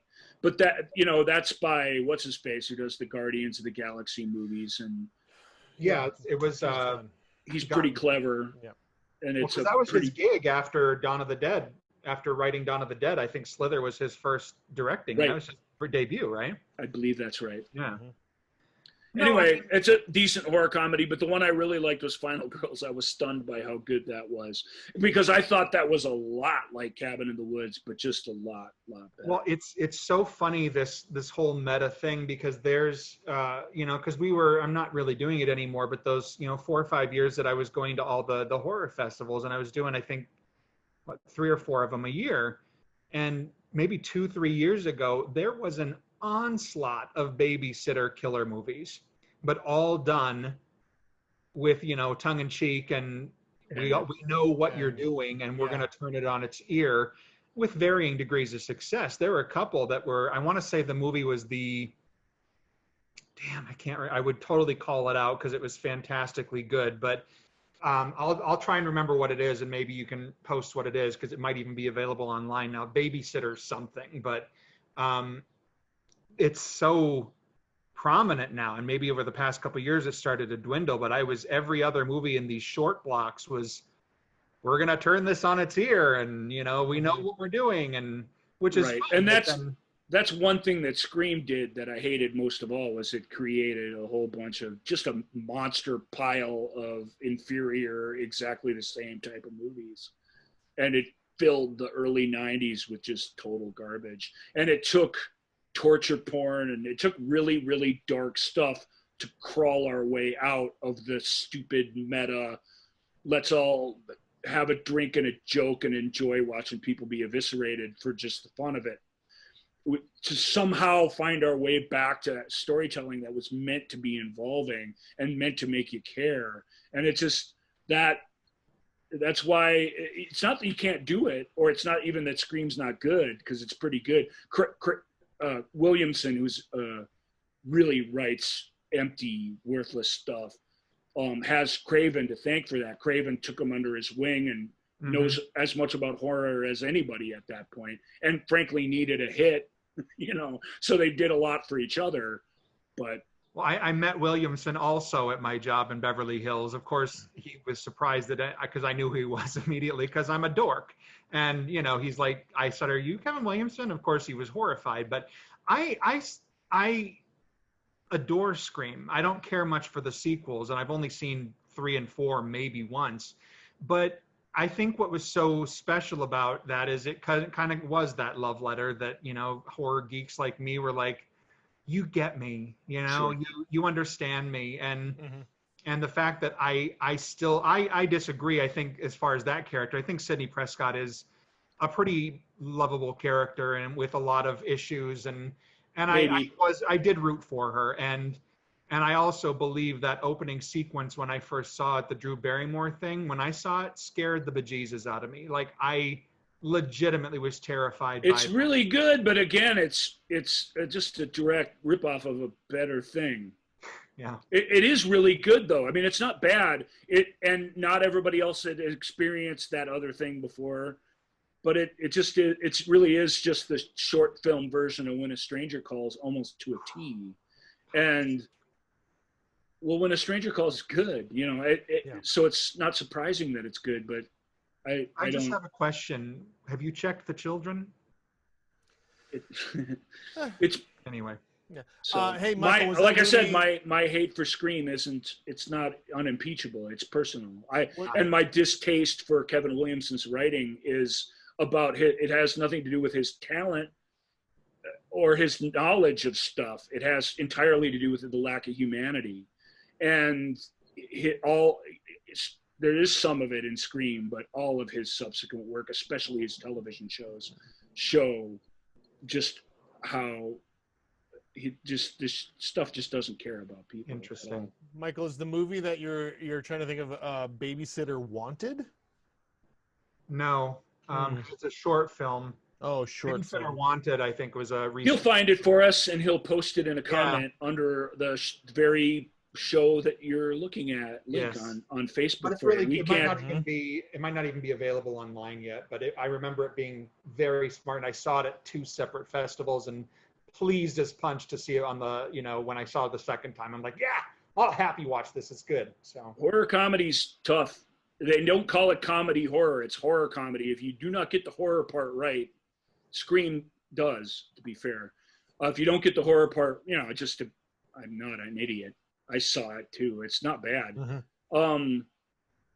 Scream gets the horror part right. If you don't get the horror part right, man, so you're in for a long couple hours. Yeah, I think that's a really good, a good way to put it. It's horror comedy. Yeah, you got it.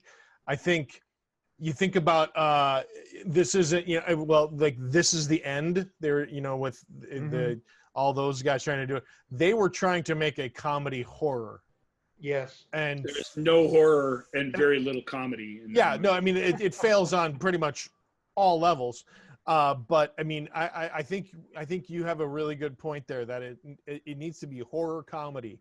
The horror's first, and if you do not get it, the comedy doesn't matter. And the house, cabin in the woods, parts of it work real like gangbusters, but the end of it is just really digital monster nonsense. It's just awful, and it kind of undoes the whole thing. Just like Scream sequels and Scream ripoffs and Scream lunchboxes. I mean, it all just ruined anything that was effective about that first movie. Just gets. It's not the first movie's fault necessarily, but. And strangely, the Jaws movies didn't manage to ruin Jaws, so Yeah. I don't know what that means. But. Well, because they were never winking at the Jaws movies. They weren't winking to begin with. I mean, Yeah. the closest one comes to winking is the fourth one, and it is trying to play it straight. It's trying to play it straight. Lorraine Gary, honest It's like to watching God, goes, your "They're kid in coming a after bad my play." family." It's like watching your kid in a bad play. You have to sit there and be polite, and you know that True. everybody's trying their best, but they're just failing. you were on that stage. You are watching How it did going. they memorize all those lines? Yeah, you're watching it, and they're up on stage going, "They're not stolen. They're put away. All right, They're we not." gotta go. Okay. Anyway, Joel, you got something to remind all everybody right, about? So please reach out to us. More questions are always welcome. Thank you again, Rob, for sending that question. Yeah, thanks, Rob. Thank you, And Rob. you can be reached at AskJoelAndRyan@gmail.com, the movie show with Joel and Ryan page on Facebook, at Ask Joel and Ryan on Twitter and Instagram. And of course, if you're watching this, you can click on some of the other things that we have here on the movie show with Joel and Ryan YouTube page. In fact, I have from last week's episode in the stuff that we referenced folder, there is the scene, the cut scene of the shark attack in the cove. Oh, okay. And Nice. discussion surrounding that is in there. It's not a great version of it, but that's the best but you one that I get could find. it's not the sequence all cut and edited. Yeah. It's rough footage, but it's you them talking get the about gist it. of what it is. It's them talking about it. There is somebody who tried to like self-animate what that sequence would have been otherwise. and yeah. it's charming. It's a charming attempt at it, and you could see that, oh yeah, if this were to actually have happened, it might have been really cool and horribly like violent and gory. So anyway, and that is that will do it for that. Michael, once again, thank you so much for joining us. Thank you. Thanks, man. So great to see you, and we will see you all next time on the Movie Show with Joel and Ryan. Goodbye, everyone. Bye, everybody. Bye, Michael. Bye, Joel. Bye. Thank you for listening to The Movie Show with Joel and Ryan. Remember, all views and opinions represented in this podcast are personal and belong solely to the speaker and do not represent those people, institutions, or organizations that the speaker may or may not be associated with, unless explicitly stated. None of these views and opinions were intended to malign or deceive. And now, here's the producers, circa 1982, to play us out.